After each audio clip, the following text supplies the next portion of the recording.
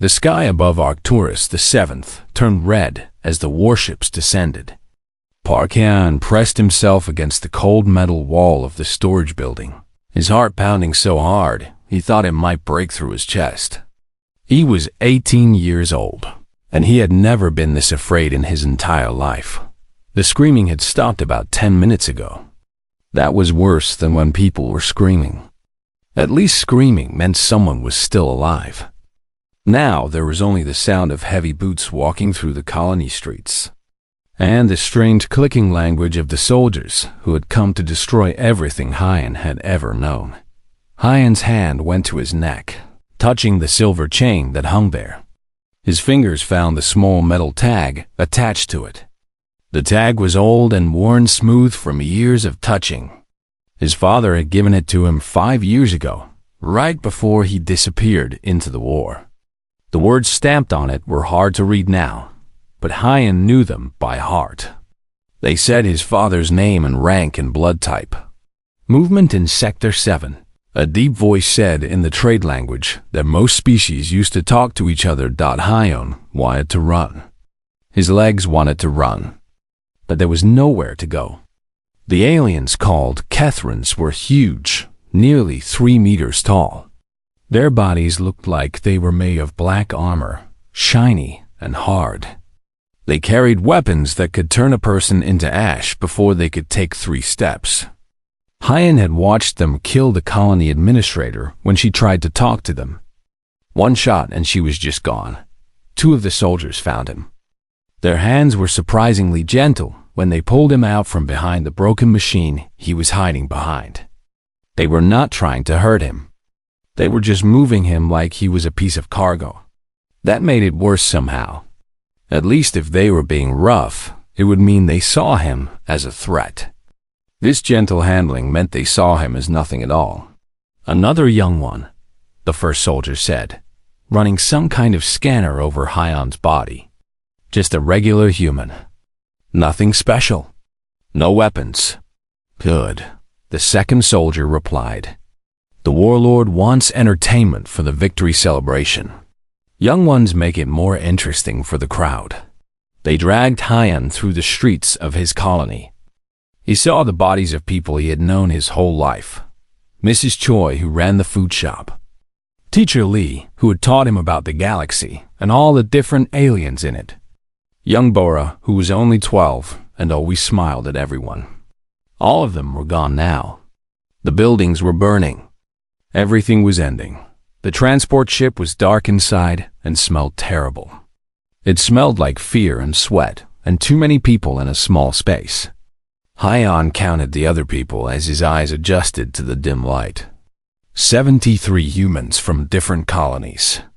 Most of them were young like him. Most of them looked terrified. A girl sat near him with her knees pulled up to her chest. Tears ran down her dirty face, but she did not make any sound. Her name was Kang Yoonji, though Hyan would not learn that until later. Near the back of the hold, a boy was crying and asking where they were going. Another boy told him to shut up. Everyone knew where they were going. The Kethran Empire did not take prisoners to ransom them or make them work. They took prisoners for sport. The ship lifted off. Through the small window, Hyan could see his colony falling away below. Smoke rose from 100 fires. Everything he had ever known was burning. His home, his school, the park where he used to play when he was little. All of it burning. An older man moved through the crowd and sat down near Hyan. His name was Shin Jae-won, and he had been a pilot on a cargo ship. He looked tired and scared, but he was trying to be calm for the others. Listen, Jae-won said quietly. I have been in one of their arenas before. I escaped during a prison transfer. If you want to survive, you need to listen to me. They want to see a good show. If you fight smart and do not do anything stupid, you might have a chance. A small chance, but a chance. Hyan nodded, but he did not really believe there was any chance. He touched his father's dog tag again. His father had been a soldier in the Terran Defense Corps, a good soldier. He had fought against the Kethrans and other enemies. He had been brave and strong and smart. And then 5 years ago, he had vanished on some mission and never came back. The tag was all Hyan had left of him. Just a small piece of metal with some words stamped on it. But right now, holding it made Hyan feel a little less alone. His father had faced impossible situations and kept fighting. Maybe Hyan could do the same. Maybe. The ship traveled for 2 days. They gave the prisoners water, but almost no food. On the morning of the third day, the ship landed. Guards came and took them out of the hold. Hyan saw the arena for the first time, and his hope died completely. It was massive, carved out of living rock, with glowing moss on the walls that pulsed with light. 500,000 aliens could watch from the seats. 500,000 creatures from across the galaxy, all gathered to watch humans die for fun. The holding cell under the arena was cold and smelled like old blood. Hyan sat with his back against the wall, watching the other prisoners. Some were praying. Some were crying. Some just stared at nothing with empty eyes. The girl named Yoonji stood perfectly still in the corner, holding 2 small knives they had been given. Her face showed no emotion at all. The guards had given them weapons. Not good weapons. Dull knives. Wooden clubs. A few guns with almost no bullets. One of the guards had laughed and said it was to make things fair. Hyan held a metal pipe in his hands. It felt useless. What could he do with a pipe against the kind of monsters the Kethrans would send into the arena? Shin Jae-won was trying to organize people into groups. He was the only one who had survived an arena match before, so people listened to him. He kept his voice calm even though his hands were shaking. "Stay together," Jae-won said. "Do not run off alone. If you work as a team, you might survive long enough for them to get bored and end it quick. The worst thing you can do is panic." A boy named Yoon Taemin was being sick in the corner. He looked about 16, younger than Hyan. His whole body was shaking. An older woman tried to comfort him, but he pushed her away. Hyan thought about his father. Park Do-yeon had been a soldier for 15 years before he disappeared. He had taught Hyan things, even though Hyan was just a kid. How to stay calm when you are scared. How to look for escape routes. How to make yourself a harder target. Hyan had thought those lessons were just his dad being paranoid. Now he wished he had paid more attention. The floor suddenly opened beneath them. Hyan fell 3 meters and landed hard on sand. The impact knocked the air out of his lungs. He rolled and got to his feet, still gripping the metal pipe. The sand under his feet sparkled with crushed crystal that caught the light. Above him, the arena rose up on all sides. Thousands and thousands of aliens in the seats. The noise of their voices hit him like a wave. They were excited. They were here to watch people die, and they were excited about it. Giant screens floated in the air above the arena. They showed numbers and words in different languages. Betting odds. Replays of people dying in previous matches. The faces of the humans who were about to fight. Hyan saw his own face on the screen and wanted to throw up. Across the sand, a huge gate was opening. The crowd noise got even louder. What came through the gate made Hyan forget how to breathe. 6 creatures that looked like they had come from a nightmare. The Kethrans called them Krell. Each one was as big as a ground car. All muscle and teeth and metal parts that had been added to make them even more dangerous. Their eyes glowed red from cybernetic implants. They were designed for one thing: killing. "Spread out," Jae-won shouted. "Do not bunch up together or they will take you all at once." The first Krell moved so fast it was just a blur. Its jaws closed around a teenager who did not even have time to scream. Blood sprayed across the sand. The crowd roared with approval. The screen showed replays from different angles. Hyan ran. He was not thinking anymore. His body just took over. He ran sideways, not away from the monsters, but laterally, using other people as cover without meaning to. His father's voice echoed in his head from years ago. Always move. Never stop moving. Make yourself the harder target. One of the Krell lunged at Yunji. She moved like water, sliding under its body while both her knives cut across its throat as she passed. Blue blood sprayed out. The creature stumbled, but did not fall. These things were built to take damage and keep going. Teenan was frozen in the middle of the arena. A Krell's claw caught him across the chest and sent him flying through the air. He hit the wall with a terrible sound and fell to the sand. He did not get up. Hyon's metal pipe felt like a toy in his hands. He looked up at the crowd. Thousands of alien faces. Dozens of different species.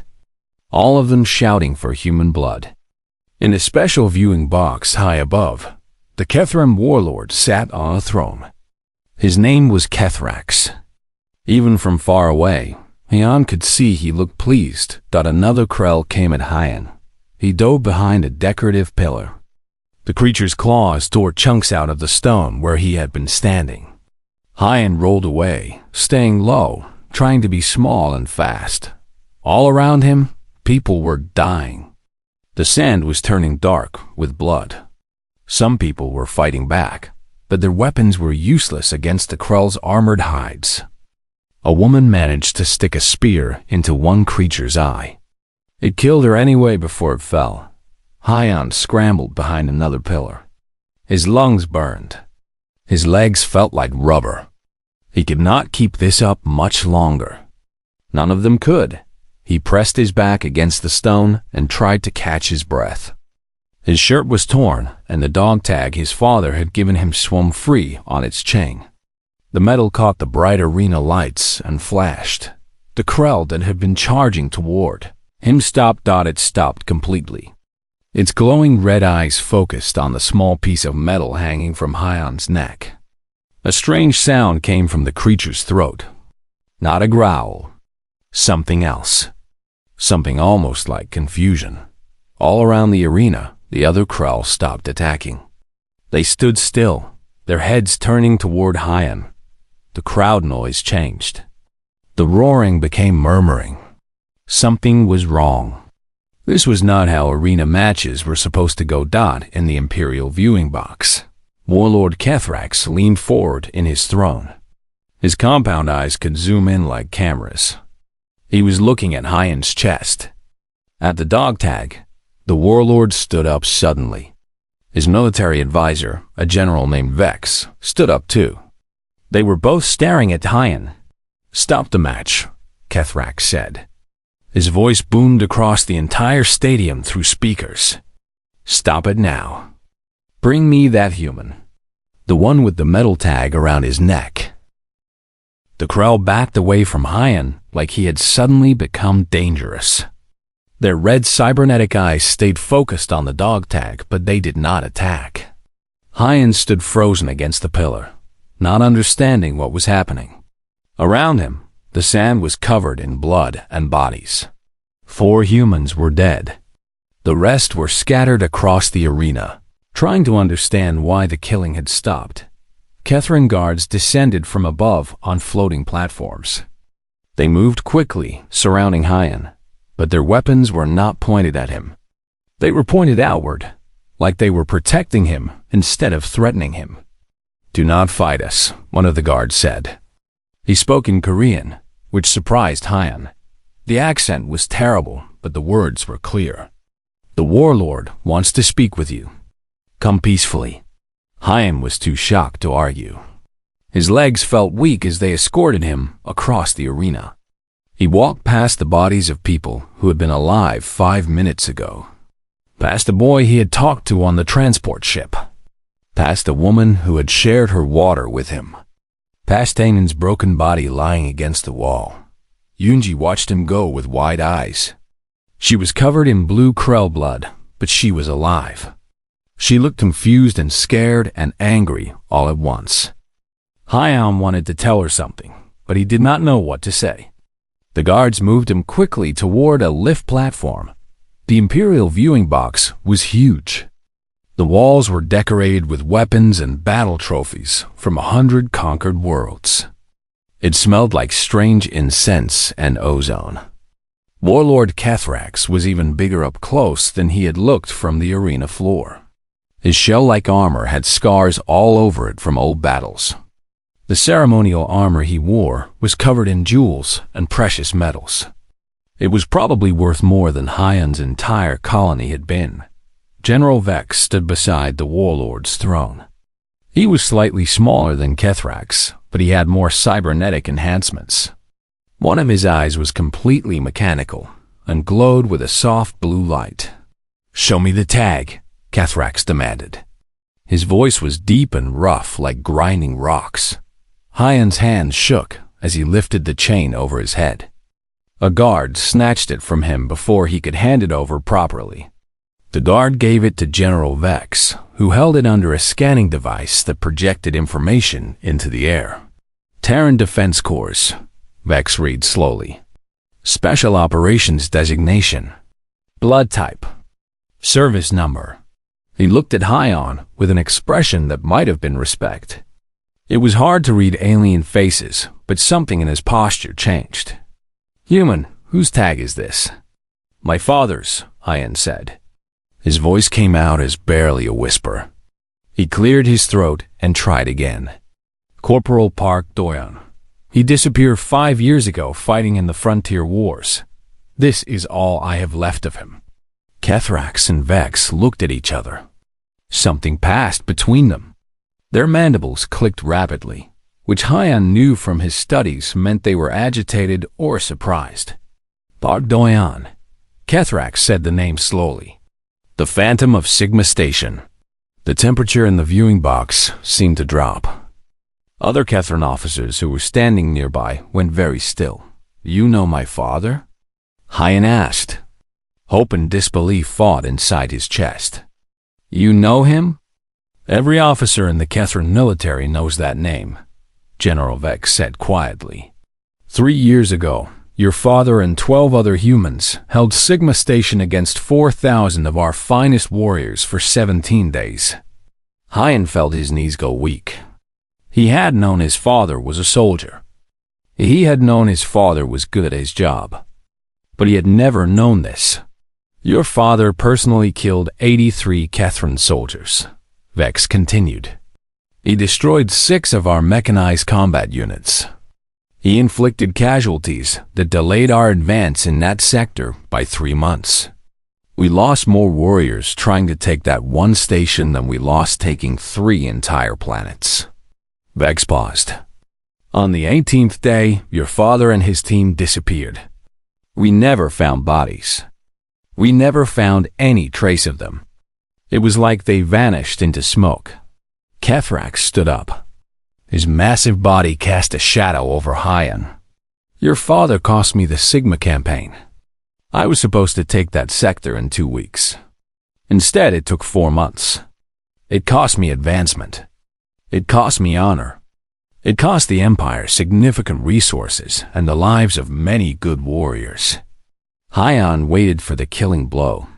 He had embarrassed this powerful warlord by being his enemy's son. Surely that meant death. Instead, Kethrax did something Hyon never expected.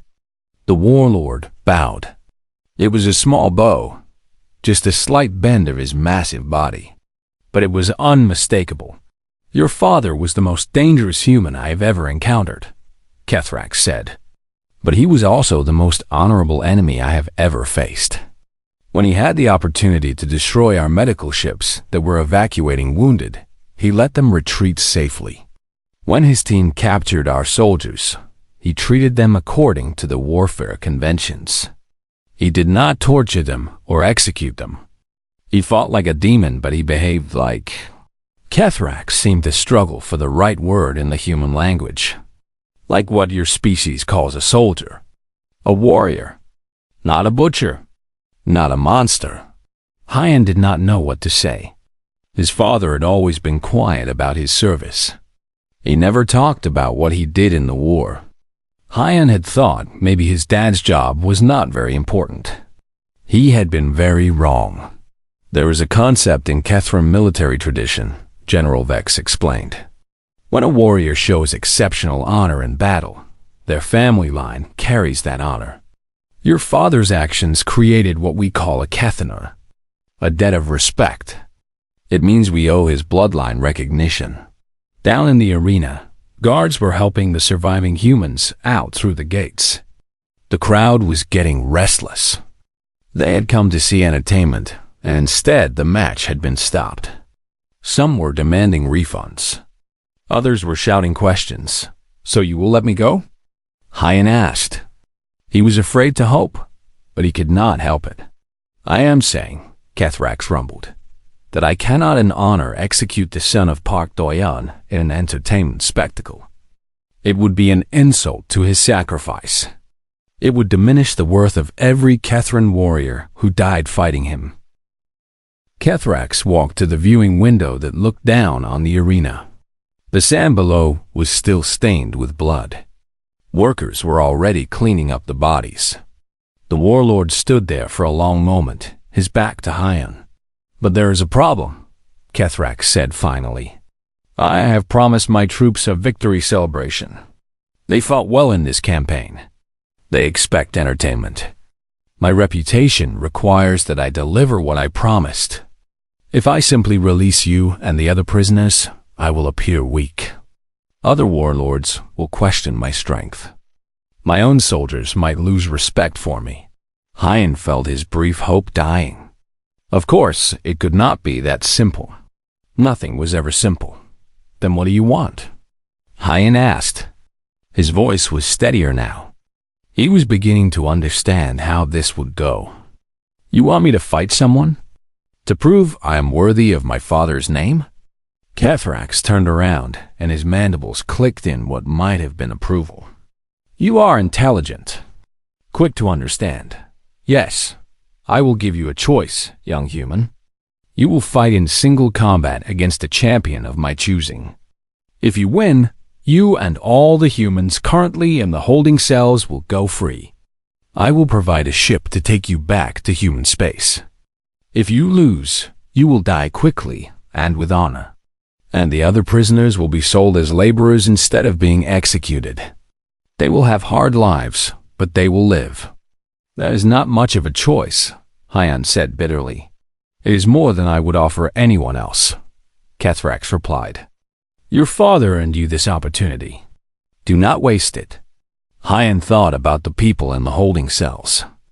Yunji, who survived the Krell attack. Jaewon, who had tried to help everyone. The 73 humans who had been taken from their homes and brought here to die for entertainment. His father had held a station for 17 days to save people he did not even know. How could Hyan do any less? "I accept," Hyan said. Then he added, "But I have conditions." The entire viewing box went silent. Several Kethran officers made shocked sounds. General Vex actually laughed, a harsh barking noise. "The human child makes demands of a warlord?" Vex said. "This is either very brave or very stupid." "My father taught me to always negotiate before fighting," Hyan said. He was surprised by his own boldness. His heart was pounding, but his voice stayed calm. "If I'm going to die anyway, I want proper weapons. Military-grade equipment, not the arena garbage you gave us before. And I want 15 minutes to prepare mentally. And I want to say goodbye to my people." Kethrax studied Hyan for a long moment. His compound eyes were unreadable, but his posture showed he was thinking carefully. "You have his eyes," the warlord said finally. "That same irritating defiance. Very well. You will face Champion Corville, our finest arena warrior. He has killed 47 opponents and never been defeated. You may choose weapons from our military armory. You have 15 of your Earth minutes to prepare." As guards led Hyan toward the armory, he heard General Vex speaking quietly to Kethrax. "He will die, my lord. Corville has never lost. The human is untrained. Just a boy from a mining colony." "Perhaps," Kethrax replied. But the son of Park Do-yeon deserves the chance to die as his father would have wanted. Fighting. The armory was enormous. It held weapons from hundreds of conquered worlds. Hyan walked slowly past racks of plasma rifles and energy weapons and molecular blades. A Kethran weapons master named Tok followed him silently. Tok was old for a Kethran, his shell covered in scars from many battles. "You understand what you face?" Tok asked finally. Corval the Unbroken has fought in the arena for 16 cycles. He is enhanced with military-grade cybernetics. His armor is nearly impenetrable. No human has survived more than 3 minutes against him. Hyan's hand hovered over a sleek energy rifle. It looked powerful. It looked like it could kill anything. But then he remembered his father's voice from years ago. They had been camping in the mountains, and his father was teaching him to start a fire. "Fancy tools fail," his father had said. "Simple tools and trained hands will save your life." Every time Hyan chose a standard combat knife, a coil of thin wire, 3 small grenades, and a simple ballistic pistol with armor-piercing rounds. Tok's mandibles twitched in what might have been confusion. "This is what you choose? Against Corval's powered armor and plasma weapons? These are basic infantry tools." "My father held Sigma Station with less," Hyan replied. "The holding cell was full of chaos when they brought him back." The other prisoners were confused and scared. Yoonji pushed through the crowd and grabbed Hyan's shoulders. "What is happening?" she demanded. "Why did they stop the match? Where did they take you?" Hyan explained quickly. He watched their faces change as they understood. Hope appeared in some eyes, despair in others. "You cannot win," Jaewon said flatly. "An Imperial champion is not like the Krull we fought. This is just another execution. A crueler one, because they are giving you false hope." "Maybe you are right," Hyan admitted. "But it is the only chance any of us have." A young girl pushed through the crowd. She looked about 14. Her name was Nam So-yoon, and her clothes were torn and dirty, but her eyes were fierce. "Your father," So-yoon said. "Park Do-yeon. He was at Sigma Station?" Hyan nodded. "My uncle was there. He was one of the 12 who served with your father. He escaped when they evacuated. He made it home." So-yoon's voice got stronger. "He told me stories about Corporal Park. He said your father taught all of them that humans do not win by being stronger than our enemies. We win by being smarter, by being meaner, by being too stubborn to quit even when quitting makes sense." Something warm kindled in Hyan's chest. Not confidence exactly. He was not foolish enough to think he could really win. But purpose. That was what he felt, purpose. "If I do not make it," he told all of them, "you need to tell the Terran Defense Corps what happened here. Tell them the Kethran Empire still takes prisoners for sport. Make sure everyone knows. Make them care enough to fight back harder." Yoonji pressed something small into his hand. It was a tiny blade, thin as a needle. She had somehow hidden it from the guards. "Extra insurance," she whispered. The arena floor had been cleaned. The blood was gone. The bodies were gone. Fresh sand covered everything.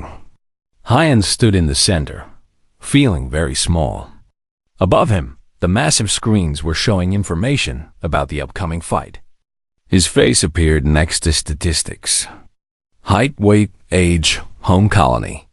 Next to his image was another face. Corval, the Unbroken. Champion of the Imperial Arena. 47 kills. 0 losses. The crowd had returned, and they were louder than before. Now, they understood this was going to be a real duel, not just an execution. They wanted to see if the human boy could give their champion a good fight before dying. Hyan checked his weapons one more time. The knife was strapped to his belt. The grenades were in his pockets. The wire was coiled around his left arm under his sleeve. The pistol was in his right hand. Simple tools, He wished his father was here to tell him if he was doing this right. The champion's gate opened on the opposite side of the arena. Corval was almost 4 meters tall. His armor was incredible, covered in weapons and defense systems. It made him look like a walking fortress. His primary weapons were built into his arms, plasma projectors that glowed with deadly energy. His secondary arms held blades that shimmered with power fields. Each blade could cut through starship hull plating. The crowd roared when Corval stepped onto the sand. He was their hero, their champion. They loved him. A human child. Corval's voice boomed across the arena. "This is the opponent you send against me, warlord. I am insulted." "The son of Park Dion," Kethrax replied from his viewing box. "Show him the respect that name deserves." Corval's posture changed. Even through his armor, Hyan could see the shift. The champion knew that name. Everyone seemed to know that name. "Very well," Corval said.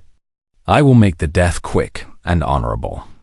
The starting horn sounded. Hyan did not wait for Corval to attack first. He threw the first grenade immediately, not at the champion, but at the ground between them. Sand and crystal fragments exploded upward in a cloud. Hyan was already moving before the sand settled. He sprinted sideways, not away from Corval, but laterally. He used the decorative pillars scattered around the arena for cover. A plasma blast from Corval's arm. Weapons melted the stone column, where Hyan had been a second before. His father's voice echoed in his memory. "Bigger opponents have slower reaction times. Use their strength against them. Make them work for every shot." Hyan threw the second grenade behind Corval. The champion spun around, expecting an attack from that direction. While Corval was turning, Hyan closed the distance, rolling under the next plasma blast that went over his head. The wire was invisible in the bright arena lights. While everyone watched the grenades, Hyan had been running the wire between two pillars at knee height. Corval charged forward, straight into the trap. The wire caught the champion's leg joint where two pieces of armor connected. It did not cut through. The armor was too strong for that. But it tangled. Corval stumbled. Hyan fired the pistol, not at Corval's body but at the sensors on his helmet. The armor-piercing rounds cracked the viewing ports. They did not penetrate, but they damaged the optics. Corval's vision was compromised. The champion roared in anger. His blades swept in wide arcs, trying to catch Hyan anywhere. Hyan dove and rolled. He felt the heat of the energy fields passing close enough to singe his hair. He could not win by doing damage. Corval's armor was too strong. He had to be smarter. He had to find weaknesses. Hyan used his last grenade, throwing it high into the air. Corval's automated defense systems tracked it. Plasma fire shot upward and detonated the grenade before it could fall. While the champion was looking up, Hyan slid between his legs.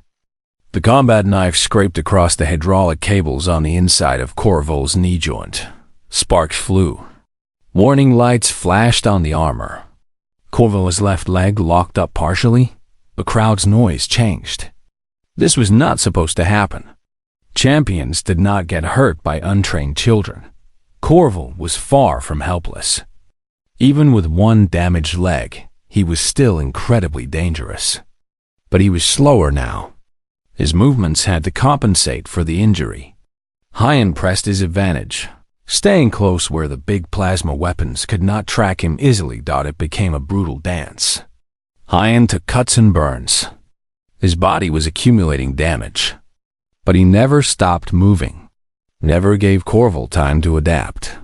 He used Yunji's tiny blade to cut another hydraulic line, used the last of his wire to tangle Corval's weapon arm. 3 minutes became 5.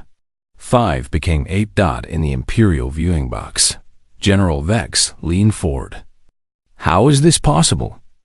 The boy is using classical Terran military doctrine.